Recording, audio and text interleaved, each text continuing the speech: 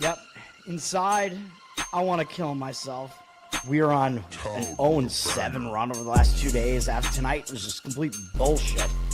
So that's how I'm going to start off this show. Horrible Sunday, 1-5. I don't even know what to tell you about that. I just don't want to do this anymore. I have never seen anything like this, man. With the slump continuing, 2 straight losses, not a good day at all. 0-4.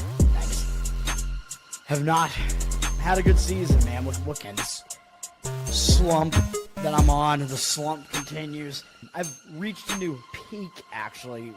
I'm gonna burn my Bruins hat, man. I don't know what is going on with the Bruins. March 8th, is that what it is? I don't even know. It's March 9th, I think.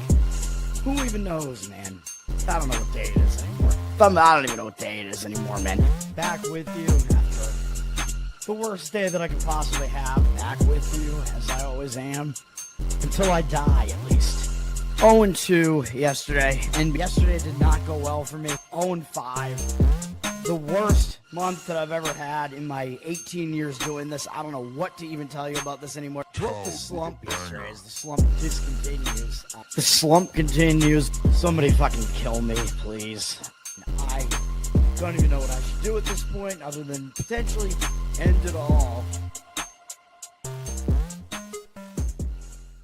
What's up, everybody? It's Toad back with you. This is Bettor Off Dead. Monday, September 22nd. This is going to be a very abbreviated Bettor Off Dead because there's almost nothing going on today. I'm not going to have any plays today. There are only 3 baseball games. It's a small board, even for a Monday. And then there's, of course, the Monday Night Football game, which you kind of already know my thoughts on that, but we'll talk about it.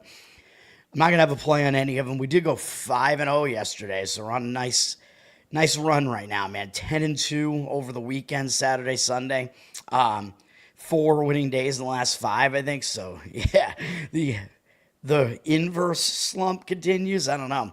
We could have had every single money line underdog cash, too, if the Jets were able to get there. We had the Cleveland Browns. I mean, that game, it was looking maybe a little bit questionable, but Green Bay couldn't score. Like I said, Browns, they play defense, man. I thought it was going to be a low-scoring game with bad offense on both sides. It was 10-0 Green Bay for a while, but I was like, Cleveland's just got to score anything right now, and they're covering. So, and not only did they do that, but Green Bay never scored again, and Cleveland actually wound up winning the game 13-10. I don't know if it was regulation or overtime, but they tied it and then won the game. The Jets looked like they were dead after they were in a close game early in the game. I think they were winning by a field goal maybe early in the game, then it was tied. Then they were down. I think they gave up 2 touchdowns in a row, and they were down 20-6. I'm like, all right, well, this one's going to be a loser. But no, Tyrod Taylor, baby, he's not out of it. He comes back. Jets come all the way back. They actually wind up taking the lead late in the game, which I didn't even expect that. I was just like, oh, sweet, they're at least going to cover here now. They take the lead. I'm like, now I'm getting greedy. Give me the money line win here, man. Give it to me. And then, of course, Tampa wins on a last-second field goal. Tampa, they're not as good as they look, man. I'm telling you right now. They're the first team in NFL history to win with game-winning drives in the final, I think, minute or something of all 3 games, something like that. The first team to be 3-0 after losing in the final minute of all 3 games, whatever it is, something like that. So you know my thoughts on that. I don't think Tampa's that good. And then Carolina, I thought they would cover, but I didn't expect them to beat Atlanta 30-0 or whatever it was. Just ridiculous. That's a bit of an outlier, let's say. So, but yeah, I like being right. So we had all that. And then baseball was correct as well. 2-0 in baseball. Yankees in Baltimore, that was a 1-0 game, I think, at the end of 5 innings. I don't even remember which team was winning, but I was hoping Baltimore would win the game. I think the game went into extra innings, and then the Yankees wound up scoring a bunch of runs. So I don't even know if the full game even stayed under, actually, in that one, even though it obviously should have, because I think it was 1-1 at the end of 9. It was like that game the other day that was 1-1 that I had the under on in the 9th inning, and it fucking lost. Hopefully, if you guys had the full game under in that one, it didn't lose. But I did warn at least about the bullpens. But, if it's 1-1 after 9, there's absolutely no way you should lose an under on a game like that. It's the ghost runners. Again, they need to go away. Terrible rule. And then Cincinnati, I think, won 1-0. I think they just hung on to the 1-0 win, if I'm not mistaken. So Cincinnati, they've pulled into a tie, man. The wild card race is kind of ridiculous. We can pull it up right now because we don't really have a whole lot to talk about here. I can bring up the wild card race while we're at it here, where I think a couple of the games today actually, I think only one of the games today has really any implications at all. In the wild card standings, we do have the Yankees look like they're pretty much, at this point, they've clinched the top wild card spot. The Red Sox are in the number 2 spot with Cleveland and Houston tied right behind them because Houston lost again. They got swept by Seattle. And I was saying that's basically what I needed to happen as a Red Sox fan at that point. I needed one of those teams to sweep the other, basically. Texas, I mean, you can pretty much, like I said, you can, I believe, just count them out at this point. So the American League, I mean, it is a cluster. Like I said, it's these... Basically, you have, now you have 4 teams, I guess, fighting for 3 spots. I thought it was 5 teams fighting for 3 spots. I don't know what I'm thinking. My mind's just, oh no, it's Detroit. Detroit's the other team, but Detroit is still ahead of Cleveland, I think, because Cleveland lost. I think Detroit is still hanging on to a 1-game lead. That's what it is. Yeah, Detroit. Oh, and Seattle. They're all in the mix there. It's crazy, dude. So it's really 6 teams fighting for, I guess, 4 playoffs. What is it? I don't even know. Whatever it is. It's, yeah, something like that. These 4 teams plus those other 2 that are already in. So actually, yeah, only one of the teams is going to be left out, actually, at this point. So which team is it going to be? Hopefully it's not the Red Sox. And then National League, Cincinnati has now pulled into a tie with the Mets, and they have the tiebreaker. And by the way, I believe the Red Sox, just for your information, the Red Sox, I believe, do have the tiebreaker against Cleveland and Houston because the tiebreaker is head-to-head record, and the Red Sox already have won the head-to-head matchups. They don't play those teams again. Cincinnati appears to have the tiebreaker against the Mets here, so they've actually pulled into a tie, but with the tiebreaker, they're actually in the last wild card spot now, and Arizona still refusing to go away. I think winning yesterday, too, or sitting there in that last spot still. This is wild, man. The fact that the Mets might not make the playoffs is just kind of crazy. They have, as you can see, the better run differential over the Reds, the D-backs, the Giants, whatever. And then, of course, our old pal Cleveland here had a negative run differential. The fact that they might make the playoffs is just stupid. Nate, what's up, man? Thanks for hanging out. Tower Gang, we need to bring it back, man. Tower Gang NPC. JC, what's up, man? Thanks for hanging out. But anyway, yeah, that's what's going on here. Let's get into it, man. We have no WNBA today, which, by the way, the Indiana Fever won by like double digits yesterday at Vegas. It's insane. How are they doing this without Clark, without Cunningham?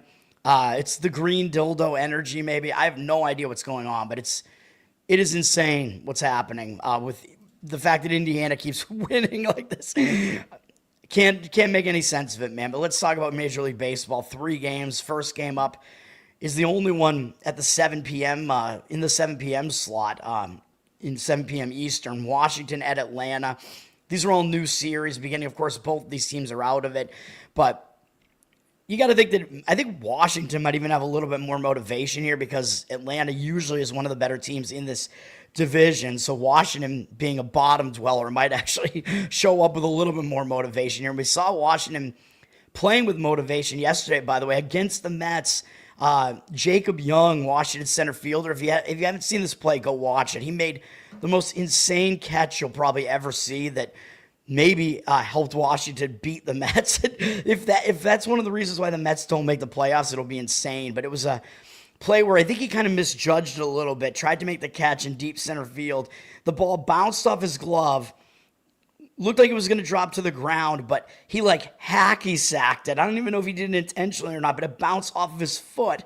So the ball is still like he can still catch it for an out. Like as long as you catch it before it hits the ground, it's an out. So he was able to still catch it off of his foot, basically. It was wild, man. I can't even describe it, but go watch it. Anyway, Atlanta, they're on a huge hot streak, though. They've won 8 games in a row, which, I mean, they are better than their record looks, so we'll give them that. They just swept Detroit. They did sweep Washington on the road prior to that, so it is a little bit of quick revenge for Washington as well here. A lot of times when teams got swept by a team in their home stadium, and then they go out and they play that team again on the road, they tend to do a little bit better. And I talk about returning home from road trips, which is what Atlanta's doing here. You've been away from home, especially this late in the season when you're not going anywhere. You just swept this Washington team. Are you really going to give that much of a shit about Washington? I don't know, man. I mean, I know baseball's streaky and win streaks can tend to continue in a lot of cases, but in this case, I think the return home spot might be a distraction spot here. I mean, it is more often than it isn't. This team, when the season's basically over, you've been away, you got to get back to family life, home life, you got stuff to do. You already just beat this team every game on the road. Doesn't look like a focus spot to me for Atlanta. Washington coming in, they're kind of in a letdown spot too, though. They're continuing the road trip. They did just beat the Mets twice, like I said, and winning yesterday by 1 run, including that catch by Young in center field. Just kind of crazy. I do think Washington will be kind of in the better spot here, though, but the problem is, do you really want to fade Chris Sale here? Probably you do not. As far as the bullpens are concerned, Atlanta used a lot of their bullpen yesterday, though. They used 5 relief pitchers. Washington actually only used Mitchell Parker, who I guess is out of the starting rotation now. He's been demoted. Interesting. So Washington actually has the more rested bullpen here, although their bullpen is worse. I mean, their bullpen is terrible. So do you actually have to start giving them the bullpen edge? I don't know if I would say that, but at least Atlanta's bullpen edge is a little bit negated coming into this one. Atlanta does have the better offense. So, yeah, situationally, I would say you might want to look towards Washington here, but Atlanta's going to be a massive favorite here. They still do have the better bullpen generally, the better offense, and the way better pitcher. Mackenzie Gore is pitching for Washington. This is actually the same pitching matchup that happened in that game, in that series between these two teams in Washington not long ago, and Atlanta won that game 5-0. Gore, I mean, he's got okay numbers this year, 4 ERA, 1.32 whip. He is better on the road, 3.7 ERA. In that start, he didn't allow any runs against Atlanta. All the runs came against Washington's horrendous bullpen. So he actually kind of dueled Chris Sale through the first half of the game. He did walk 3 guys, had 5 strikeouts. Gore, he's walking too many guys, man. I mean, he has allowed 2 or fewer earned runs in 6 straight starts now, which is pretty solid. But his walk rate is still too high, so you do have to worry about that. 9-5 strikeout walk ratio this month, although the 1.74 ERA obviously is good. His numbers against the Braves, not bad in 96 at-bats. He's allowed too much power to them, though. 26-12 strikeout walk ratio is, again, too many walks. 240 batting average, 793 OPS. So, again, the OPS is a bit high that he's allowed there. And he is going up against Chris Sale, who, of course, was still the better of the 2 pitchers, even though they didn't allow any runs, either of them. Neither of them allowed any runs in that last game, but Sale still was the better of the 2 pitchers, which he is. Another really good season for him, and it's been wasted because they're not making the playoffs. 2.35 ERA, 1.07 whip. A very similar ERA home and away. Doesn't even really matter. He went 8 innings in that Washington game, so he outlasted Gore by multiple innings in that game. Gore only went 5 1/3. Sale had 9 strikeouts, no walks in that game. 3 hits allowed. This month, he has 27 strikeouts and 1 walk. He's allowed 3 or fewer earned runs in a lot of starts in a row, going all the way back through you have to go all the way back to April when he allowed more than that, although, of course, he was hurt in the middle of the season. He has a 1.83 ERA this month. He's obviously pitching really well. Up against Washington, he pretty much dominates them in 62 at-bats, 18-2 strikeout walk ratio, 194 average, allowed 541 OPS. So, you're with Sale on the mound, it's a huge price on Atlanta. They're up from -230 to -244, 86% of tickets. 99% of the cash is probably not accurate, but the money seems like it is coming in on the Atlanta side. I just don't think you can really jump in and try to fade Atlanta, even though the spot is not great for Atlanta in this one. It's just fading Chris Sale. I wouldn't want to do it. You could maybe go with an under again. I mean, I know it was a really easy under the previous game where these 2 pitchers matched up. There were no runs scored in the first 5 innings. You could do it again, though. A first 5 inning under here. I wouldn't really want anything to do with Washington's terrible bullpen or the Atlanta's used up bullpen. Money is coming in on the under. It's sitting at 7, actually up to juice to the over, but 71% of tickets on the over, 81% of the cash on the under. It's going to be a low total, though. It's going to be like 3.5. Excuse me. Probably in the first 5, but that's still probably the way that I would approach that game if I was going to play it. But I will not. Milwaukee at San Diego is the only game that has really any implications. Although San Diego's really almost kind of locked into the second wild card at this point. They could potentially still win their division, I guess, but it's pretty unlikely. San Diego's returning home from a road trip where they went to the Mets. So they actually went cross country, and then they just played the White Sox. So it's a difficult spot for them too, returning home from a road trip, having to cross time zones, no time off. You know, you could be a little bit distracted coming home, but you are facing the team with the best record in all of baseball, which is the Milwaukee Brewers. So that might alleviate that distraction angle a little bit. Like sometimes when you return home, you're not going to totally be distracted when you have a really good opponent like that. In Milwaukee, I think they're on cruise control a little bit right now, even though they did sweep Anaheim a couple series ago. They just lost to St. Louis, which was a little bit of revenge for St. Louis for losing at Milwaukee the prior series. Milwaukee lost yesterday. They're coming in. They're having to travel out to the Pacific Coast from the Central Time Zone as well. So both teams are having to do that here.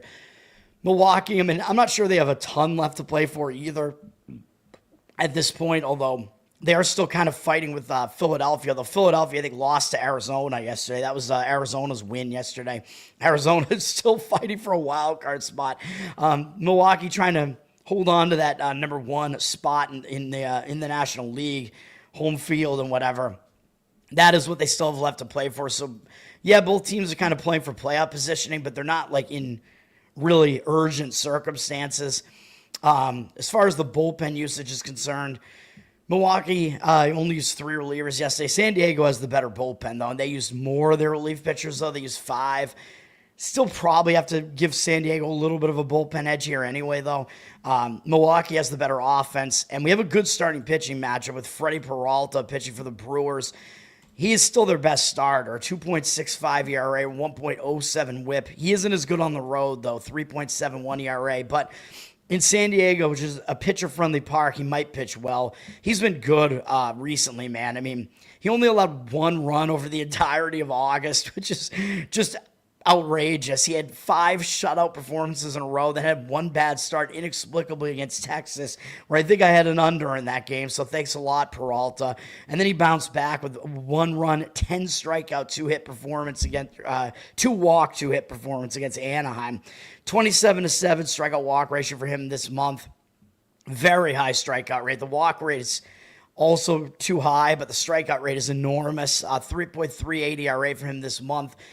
And he's only allowed more than 1 earned run once, going all the way back through the beginning of August. So, yeah, he's in good form right now. He's going up against San Diego. He does have good numbers against them, too. Pretty much dominant in 64 at-bats, 24-5 strikeout walk ratio, 125 average allowed, and 454 OPS. So he does well against San Diego. San Diego's got Nick Pivetta pitching. He's having a really good season. 2.81 ERA, 0.97 whip. I mean, he's been their best starter this year, too. He's been good at home, 2.22 ERA in this pitcher-friendly environment here.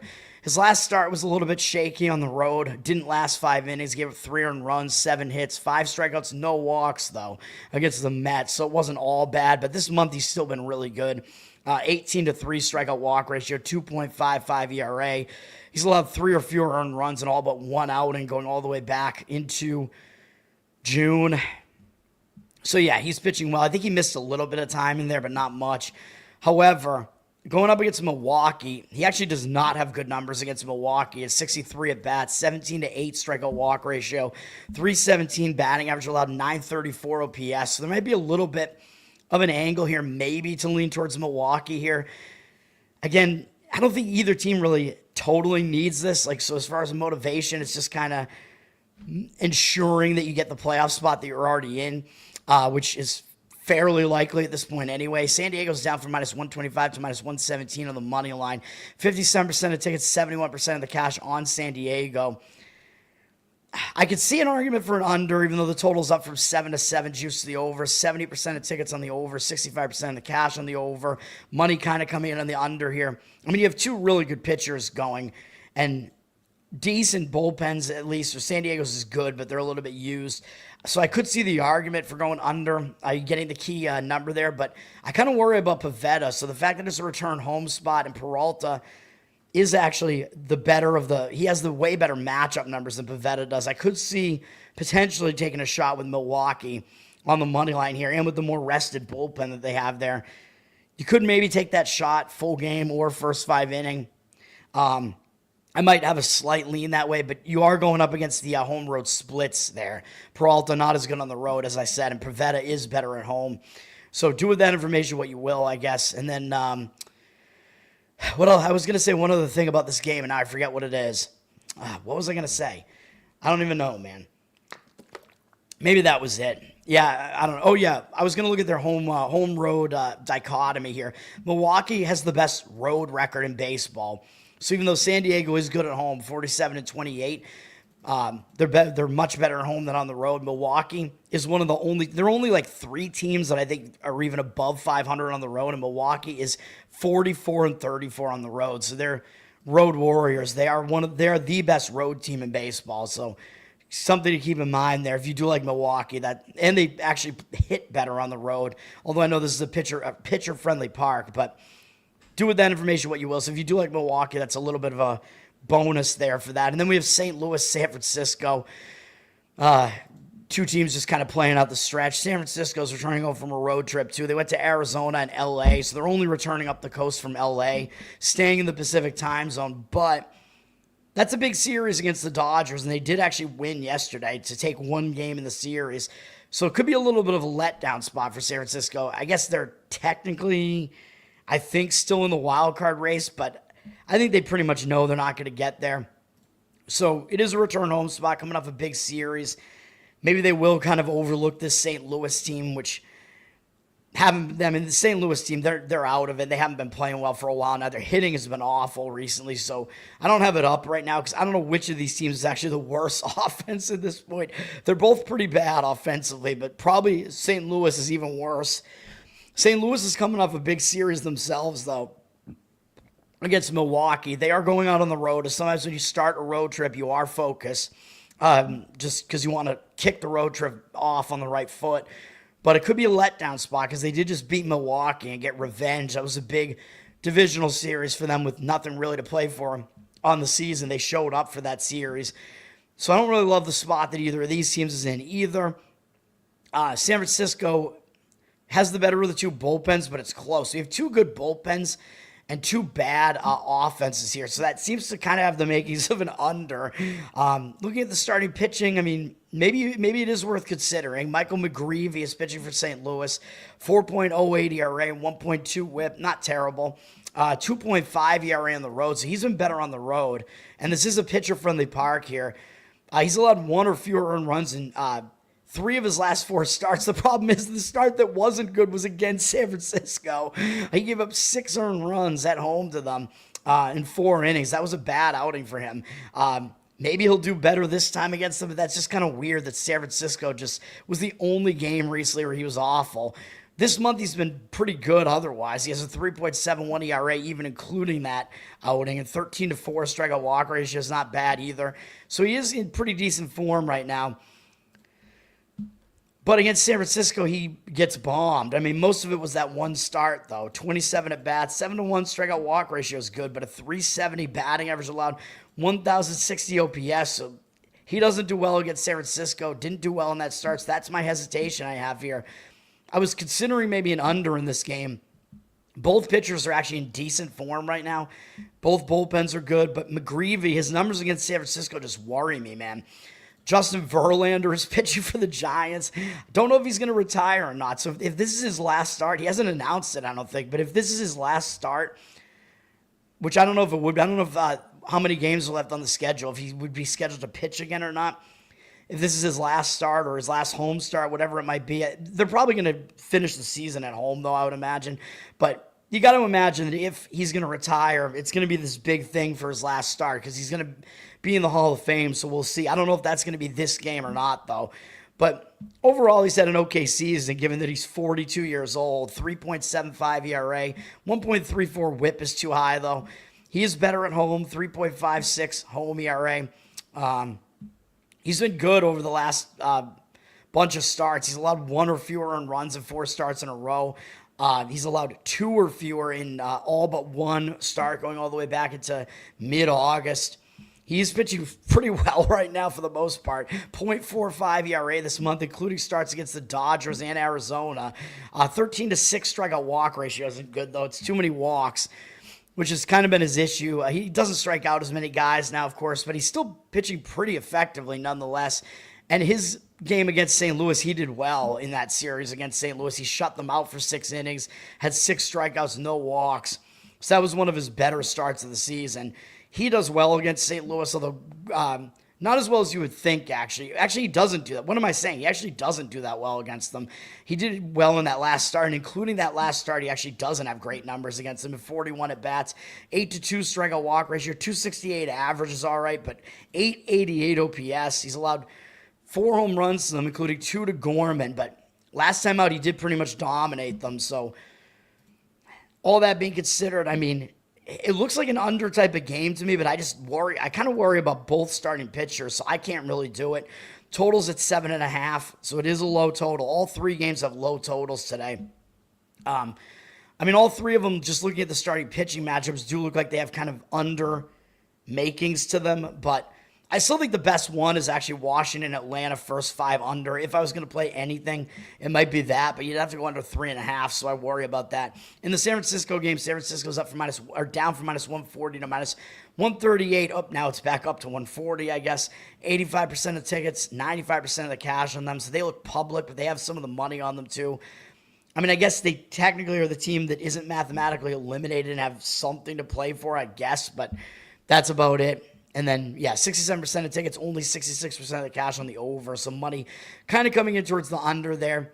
Do with that what you will. And then we do have Monday Night Football, which I should have left that up because I should go to the National Football League schedule page here because I like to look at how this matchup kind of pans out here. We had a good day in football yesterday for sure. 3-0. We almost hit on all the underdog money lines yesterday too. 2 of the 3 hit, almost all 3, which is crazy. By the way, you're not going to see a worse beat than that Rams one. That was almost a play for me. The Rams, they were winning the game 26-7 in the second half.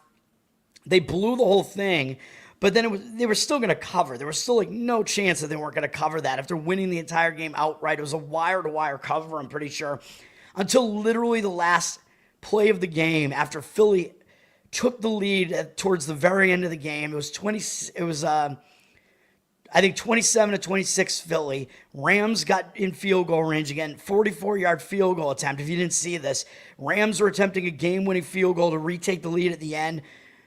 The only way that you lose that cover is if it gets blocked and returned for a touchdown, and that is exactly what happened. You almost never see anything like that. It was one of the worst beats of all time. Like, anybody who was on Philadelphia, they absolutely should have lost that bet. Like, they should have their money taken away from them. I'm sorry, but that should have been a Rams cover. It was 99% that the Rams are going to cover, even including that final play. Like, if they miss the field goal, they lose the game, but they still cover, obviously.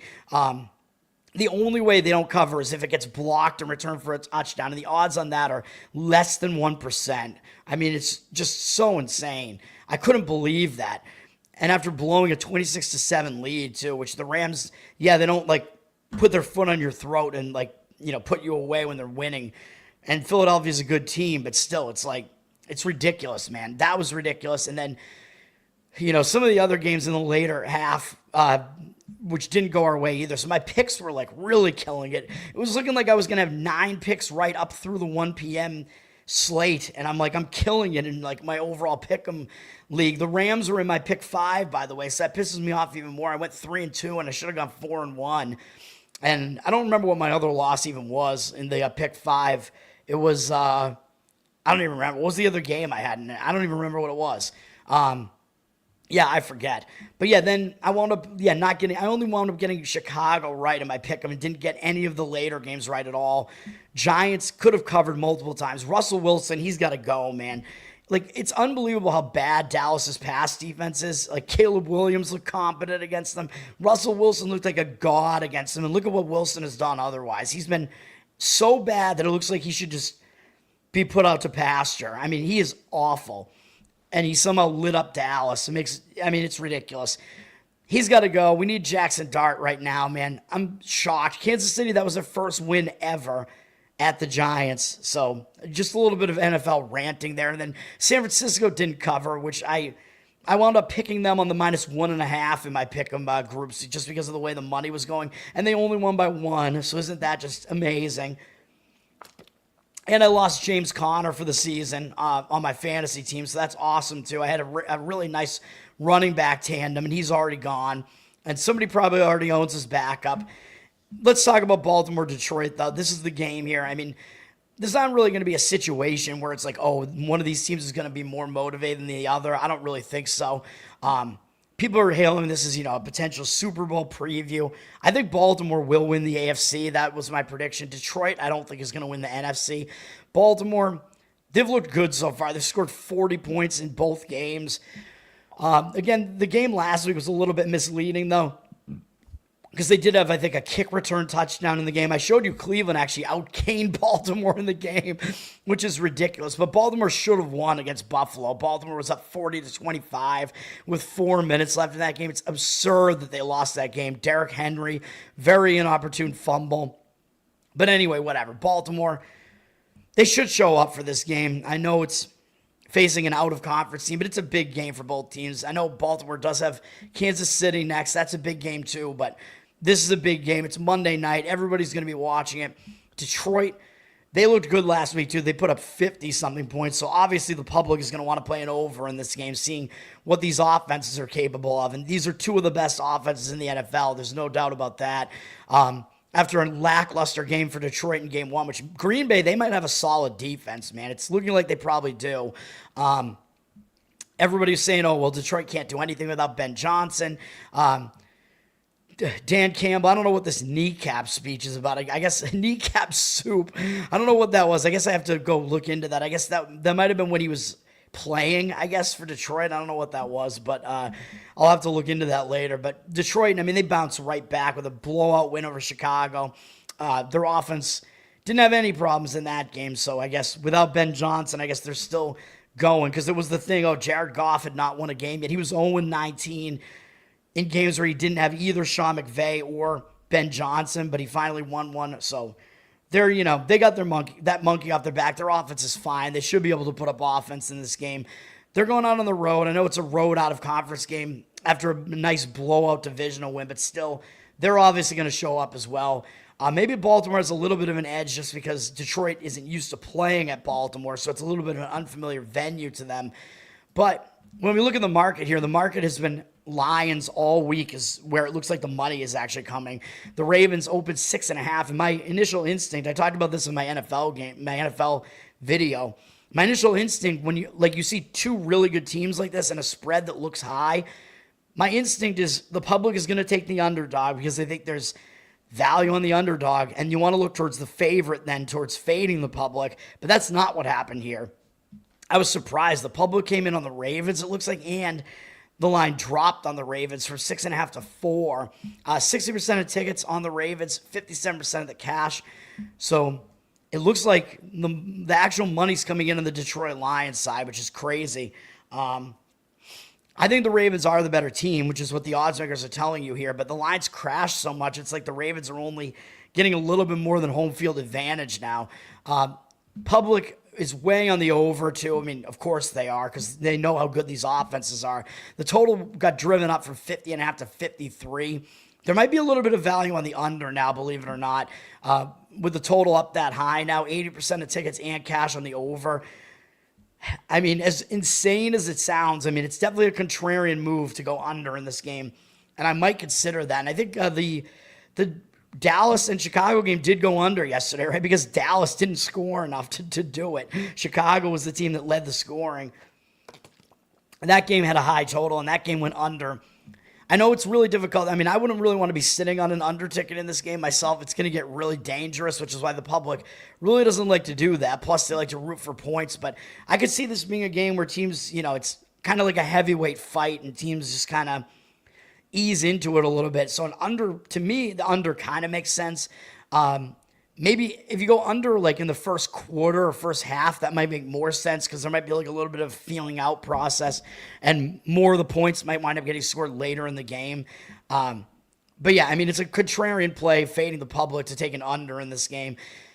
But I think both defenses are a little bit worrisome. I mean, these teams are both better offensively than defensively at this point, which seems a little bit weird to say that about the Ravens, given what they were 20 years ago or whatever. And they were, or even up until very recently, they were always like a really, really badass defense, just physical defense. Maybe they're not quite as much now. They need to get that mentality back, though, because that, going along with how good their offense is crazy. But I would lean to the Lions just because that is the way the market is going right now. So I don't really want to disagree with them, and I don't really have an angle like for this game otherwise. So I kind of default to the market read otherwise. So I would probably go Lions and under, as ridiculous as that sounds. That's the way that I look at it. And the underdog might be correlated to the under just because if it's going to be a little bit of a lower scoring game, the points are worth a little bit more. So that's how I think about that game. Zach, what's up, man? Thanks for hanging out. I know I started a little bit early. It's a quick video today. Not a whole lot going on today. That's going to do it, though, man. No actual plays today. That was the breakdown, though. You get the graphic for at least the breakdown. How about that? That's going to do it. Thanks, everybody, for hanging out. From Nate, Tower Gang NPC, JC, Zach, thanks for hanging out. Learn to Toad on Twitter. Learn to Toad on Instagram. Bettor Off Dead. Like, subscribe to the channel here. Go review me on the audio platforms. That helps me out as well. Apple, Spotify. Covered in Uke channel on YouTube. You can check that out as well. And patreon.com/learn-to-toad. There's some bonus Uke content there. That's going to do it for now. No best bets today. We only have 3 baseball games and 1 NFL game today. So I will be back tomorrow. It'll be a longer video, a lot more stuff to do. Have a good start to the week, guys. Peace for now.